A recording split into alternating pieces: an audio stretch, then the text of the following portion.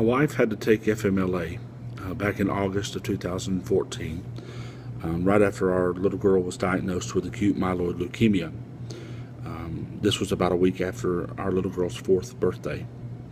I continued to work. I continued to go to school full-time and take care of things at home, while my wife sat at our little girl's bedside almost 24 hours a day. I would go up on the weekends and my wife would get to come home, but for the most part my wife was at the hospital with our little girl. My wife at the time was working for Convergys in Chattanooga, Tennessee on the DireCTV project. At the end of the 12 weeks, we realized that our little girl would still need round-the-clock care, as she was not quite done with her chemo treatments. And Convergys offered 30 days of personal leave at the end of those 12 weeks, and we thought that we would be completely done with our treatments at that time. Unfortunately, our little girl took a turn for the worse and developed cardiomyopathy, which was heart damage caused by the chemotherapy. It was at that time she was transferred from the pediatric ICU in Chattanooga to Eggleston Children's Hospital, to the pediatric ICU unit there, to address the heart problems.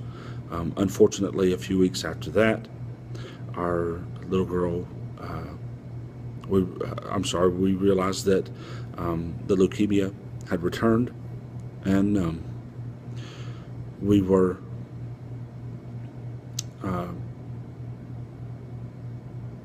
there was nothing else that they could do. The leukemia prevented any more treatment for the heart, and the heart condition prevented any treatment for the leukemia. The issue that I'm having is that my wife was given the option at the end of that 30 days personal leave to either either be fired or resign. The options had benefits and consequences. The benefit of being fired is that she would have been able to apply for unemployment, and the benefit of resigning she would have had the option of resigning. She would have had the benefit of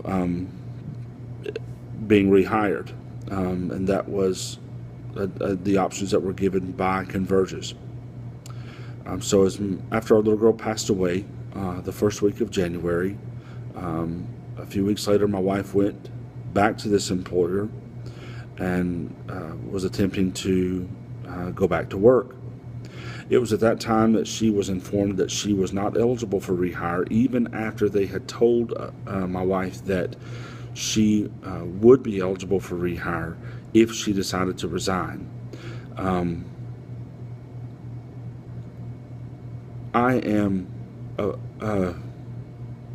I'm at a loss that a company could do this to its employees, make those promises, and especially when they have children who are facing life-threatening issues. And we've heard horror stories about Convergys. We've just never experienced them. So I'm hoping that you will share this video and get this video out. Maybe someone at Convergys will be able to hear it, and we'll get some exposure. Thanks.